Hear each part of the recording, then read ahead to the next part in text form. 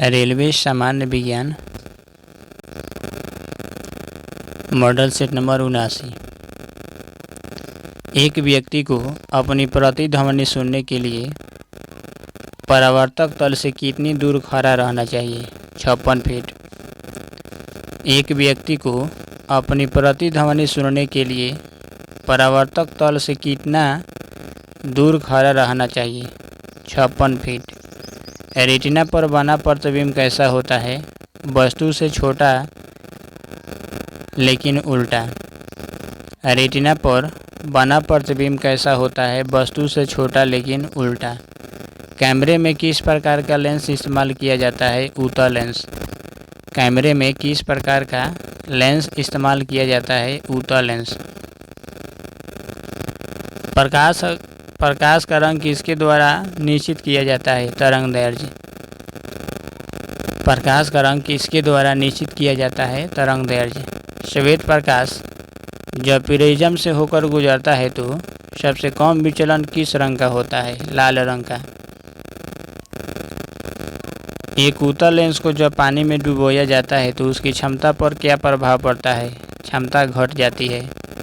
एक उत्तल लेंस की जब पानी में डुबोया जाता है तो उसकी क्षमता पर क्या प्रभाव पड़ता है? घट जाती है।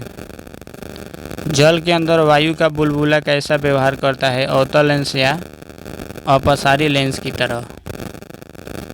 जल के अंदर वायु का बुलबुला कैसा व्यवहार करता है? अवतल लेंस या अपसारी लेंस की तरह।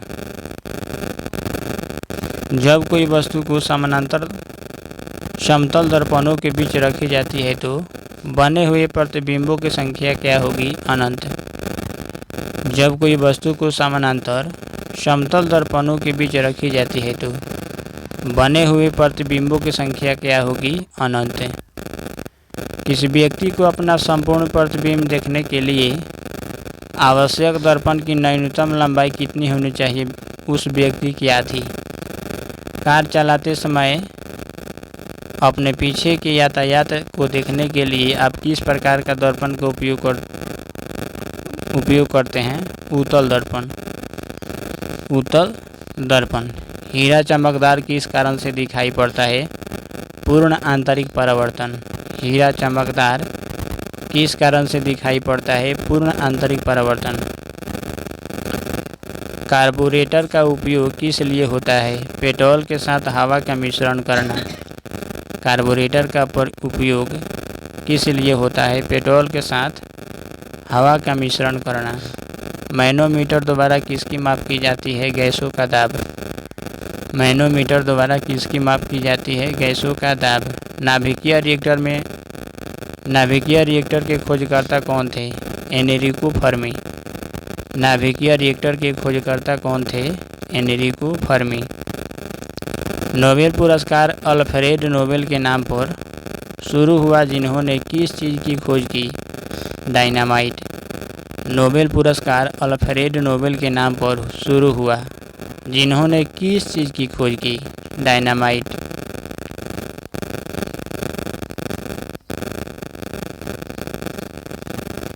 Model set 80। नाभिकीय रिएक्टरों में ऊर्जा किस विधि द्वारा उत्पन्न होती है? नियंत्रित विखंडन द्वारा। नाभिकीय रिएक्टरों में ऊर्जा किस विधि द्वारा उत्पन्न होती है? नियंत्रित विखंडन द्वारा। सापेक्षता का सिद्धांत किसने दिया? आइंस्टीन ने। सापेक्षता का सिद्धांत किसने दिया? आइंस्टीन ने।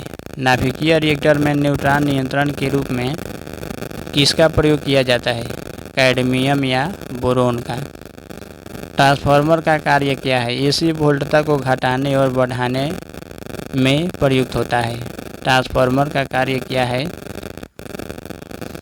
एसी वोल्टता को घटाने और बढ़ाने में प्रयुक्त होता है। महासागरों से शुद्ध जल किस विधि से प्राप्त किया जा सकता है? आसवन विधि से। महासागरों से शुद्ध जल किस विधि से प्राप्त किया जा सकता है? आसवन विधि से। किस प्रक्रम द्वारा समुद्र जल से सामान्य लवण प्राप्त किया जाता है? वाष्पीकरण। किस प्रक्रम द्वारा समुद्र जल से सामान्य लवण प्राप्त किया जाता है? वाष्पीकरण। कपड़े धोने वाले सोडा का सूत्र क्या है? Na2CO3 10H2O। कपड़े धोने वाले सोडा का सूत्र क्या है? Na2CO3 10H2O। कठोर जल साबुन के साथ अच्छी तरह से झाग क्यों नहीं देता? इसमें कैल्शियम तथा मैग्नीशियम के कार्बोनेट घुले होते हैं। कठोर जल साबुन के साथ अच्छी तरह से झाग क्यों नहीं देता है? इसमें कैल्शियम तथा मैग्नीशियम के कार्बोनेट घुले होते हैं। खाद्य तेलों को वनस्पति घी में किस प्रक्रम द्वारा बदला जाता है? हाइड्रोजनीकरण द्वारा। खाद्य तेलों को वनस्पति घी में किस प्रकार बदला जा सकता है? हाइड्रोजनीकरण द्वारा। लाउंडरी साबुन क्या है? प्राकृतिक स्रोत के उच्चतर वसा अम्लों के सोडियम लवणों का मिश्रण। लाउंडरी साबुन क्या है? प्राकृतिक स्रोत के उच्चतर वसा अम्लों के सोडियम लवणों का मिश्रण। संश्लेषित अपमार्जक क्या है? एरोमेटिक तथा एलिफेंटिक सल्फोनिक अम्लों के सोडियम लवण के मिश्रण। संश्लेषित अपमार्जक क्या है? एरोमेटिक तथा एलिफेटिक सल्फोनिक अम्लों के सोडियम लवण के मिश्रण। रासायनिक तौर पर हीरा क्या है? शुद्ध कार्बन। रासायनिक तौर पर हीरा क्या है? शुद्ध कार्बन। जल आपूर्ति के लिए प्रयोग की जाने वाली जल का शोधन किस प्रक्रिया द्वारा होता है? क्लोरीनीकरण। जल आपूर्ति के लिए प्रयोग की जाने वाली जल शोधन किस प्रक्रिया द्वारा होता है? क्लोरीनीकरण। प्राकृतिक रबर को अधिक मजबूत तथा प्रत्यास्थ बनाने के लिए उसमें क्या मिलाया जाता है? सल्फर। प्राकृतिक रबर को अधिक मजबूत तथा प्रत्यास्थ बनाने के लिए उसमें क्या मिलाया जाता है? सल्फर। आभूषणों को बनाते समय सोने में मिलाई जाने वाली धातु कौन है? तांबा। तांबा। फोटोग्राफी प्लेटों को काले कागजों से ढक कर क्यों रखा जाता है? क्योंकि प्लेट पर लगा सिल्वर ब्रोमाइड प्रकाश के प्रति अति संवेदनशील होता है, इसीलिए काला कागज उसे प्रकाश के संपर्क में नहीं आने देता है। फोटोग्राफी प्लेटों को काले कागजों से ढक कर क्यों रखा जाता है? क्योंकि प्लेट पर लगा सिल्वर ब्रोमाइड प्रकाश के प्रति अति संवेदनशील होता है, इसीलिए काला कागज उसे प्रकाश के संपर्क में नहीं आने देता है। गोबर गैस में मुख्य रूप से क्या पाया जाता है? Methane gas. गोबर गैस में मुख्य रूप से क्या पाया जाता है? Methane gas. पॉलीथीन का औद्योगिक उत्पादन किसके बहुलीकरण द्वारा होता है? एथिलीन। पॉलीथीन का औद्योगिक उत्पादन किसके बहुलीकरण द्वारा होता है? इथिलीन। प्राकृतिक रबर किसका बहुलक है? आइसोप्रीन का। प्राकृतिक रबर किसका बहुलक होता है? आइसोप्रीन। पीएच का मान यदि 7 से कम हो तो वह क्या होगा? अम्लीय। पीएच का मान यदि 7 से कम हो तो वह क्या होगा? अम्लीय। पीएच का मान यदि 7 के बराबर हो तो वह क्या होगा? जल होगा। पीएच का मान यदि 7 के बराबर हो तो वह क्या होगा? वह जल होगा। पीएच का मान यदि 7 से अधिक हो तो वह क्षारीय होगा। पीएच का मान यदि 7 से अधिक हो तो क्षारीय होगा। आग बुझाने के लिए कौन सी गैस का प्रयोग किया जाता है? Carbon dioxide. आग बुझाने के लिए कौन सी गैस का प्रयोग किया जाता है? Carbon dioxide. प्रोड्यूसर गैस का रासायनिक रूप क्या है?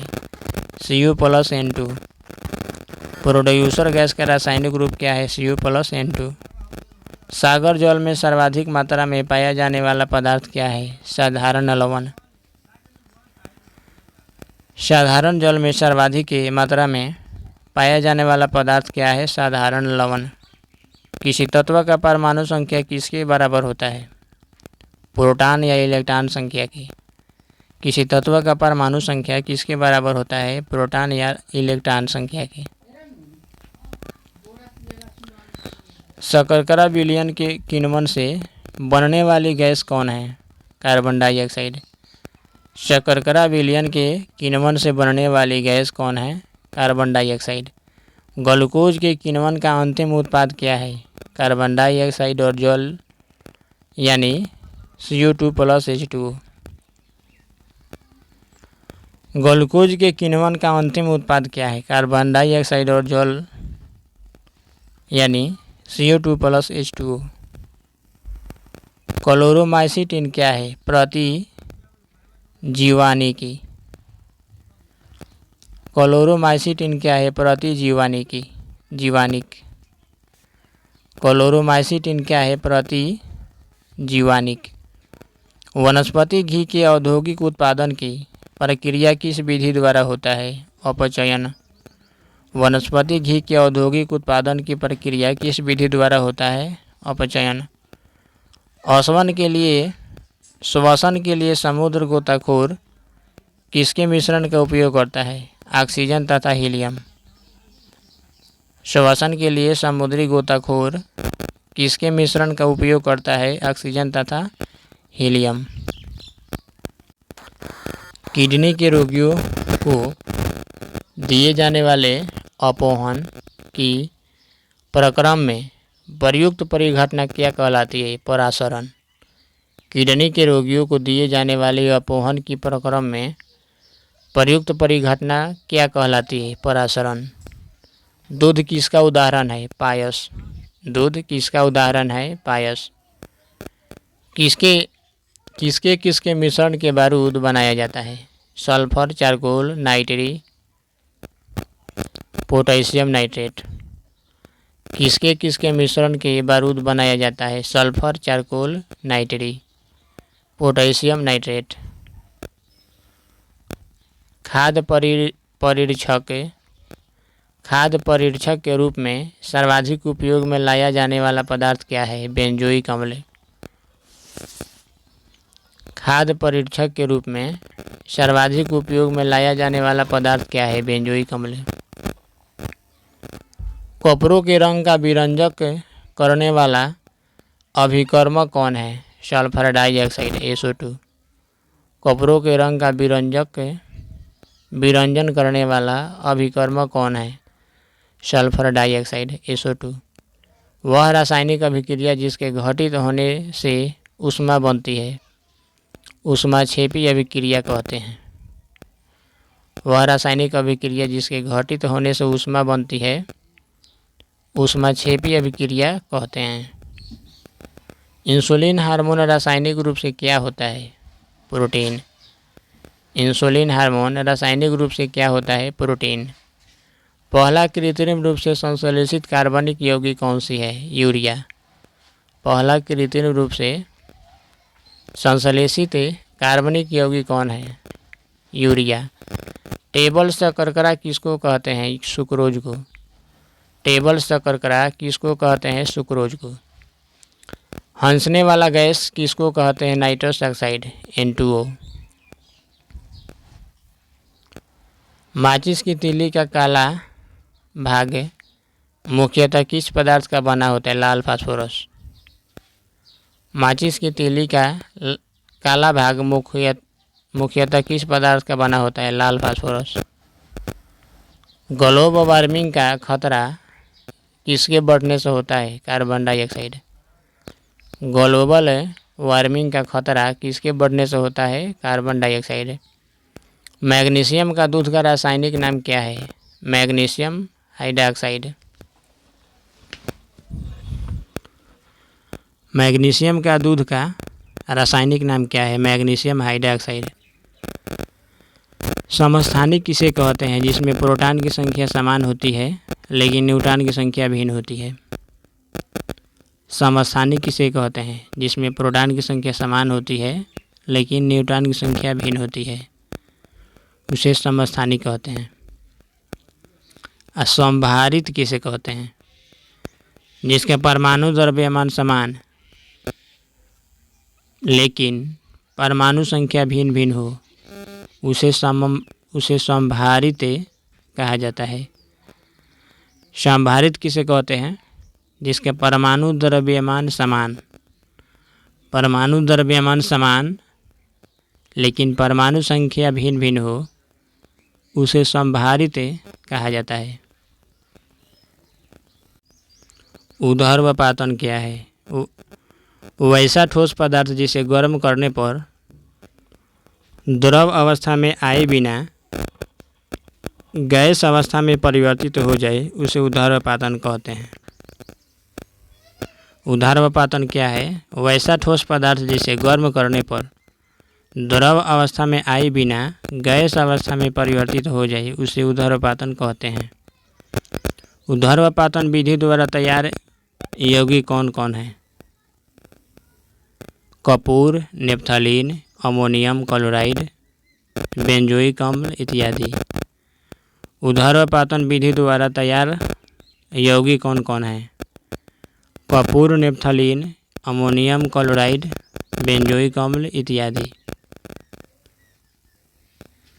भूगर्भ से निकाले गए कच्चे तेल से शुद्ध पेट्रोल, डीजल एवं मिट्टी का तेल किस विधि द्वारा अलग किया जाता है? परभाजी आसवन। भूगर्भ से निकाले गए कच्चे तेल से शुद्ध पेट्रोल, डीजल एवं मिट्टी का तेल किस विधि द्वारा अलग किया जाता है? परभाजी आसवन। जल में घुलने वाला पदार्थ मुख्यतः कौन कौन है? नमक, चीनी, फिटकिरी, नीला थोथा, एल्कोहल इत्यादि। जल में घुलने वाला पदार्थ मुख्यतः कौन कौन है? नमक, चीनी, फिटकिरी, नीला थोथा, एल्कोहल इत्यादि। एल्कोहल में घुलने वाला पदार्थ मुख्यतः कौन कौन है? वर्निश, कपूर, चमड़ा, लाख, आयोडीन इत्यादि। एल्कोहल में घुलने वाला पदार्थ मुख्यतः कौन कौन है?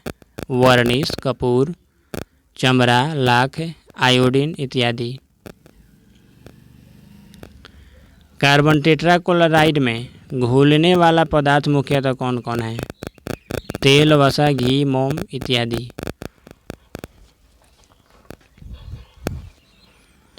कार्बन टेट्राक्लोराइड में घुलने वाला पदार्थ मुख्यतः कौन कौन है? तेल, वसा, घी, मोम इत्यादि। रबर किसमें घुलनशील है? नैप्था में। रबर किसमें घुलनशील है? नैप्था। गंधक एवं लाल फास्फोरस किसमें घुलनशील है? Carbon dioxide CO2। गंधक एवं लाल फास्फोरस किसमें घुलनशील है? कार्बन डाइऑक्साइड में। अमोनिया गैस बनाने के हैबर विधि में किस उत्प्रेरक का प्रयोग किया जाता है? लोहे का चूर्ण। अमोनिया गैस बनाने के हैबर विधि में किस उत्प्रेरक का प्रयोग किया जाता है? लोहे का चूर्ण। सल्फ्यूरिक अम्ल बनाने की संपर्क विधि में किस उत्प्रेरक का प्रयोग किया जाता है? प्लेटिनम चूर्ण। सल्फ्यूरिक अम्ल बनाने की संपर्क विधि में किस उत्प्रेरक का प्रयोग किया जाता है? प्लेटिनम चूर्ण। सल्फ्यूरिक अम्ल बनाने की सीसा कक्ष विधि में किस उत्प्रेरक का प्रयोग किया जाता है? नाइट्रोजन की ऑक्साइड। सल्फ्यूरिक अम्ल बनाने की सीसे कक्ष विधि में किस उत्प्रेरक का प्रयोग किया जाता है? नाइट्रोजन की ऑक्साइड। ग्लूकोज से इथाइल एल्कोहल बनाने में किस उत्प्रेरक का प्रयोग होता है? जाइमेम एंजाइम। Xylem enzyme. ग्लूकोज से इथाइल एल्कोहल बनाने में किस उत्प्रेरक का प्रयोग होता है? Xylem enzyme. क्लोरीन गैस बनाने की डीकन विधि में किस उत्प्रेरक का प्रयोग किया जाता है? Cupric chloride. क्लोरीन गैस बनाने की डीकन विधि में किस उत्प्रेरक का प्रयोग किया जाता है? Cupric chloride. द्रव अवस्था में पाया जाने वाला अधातु कौन है? ब्रोमीन। द्रव अवस्था में पाया जाने वाला अधातु कौन है? ब्रोमीन।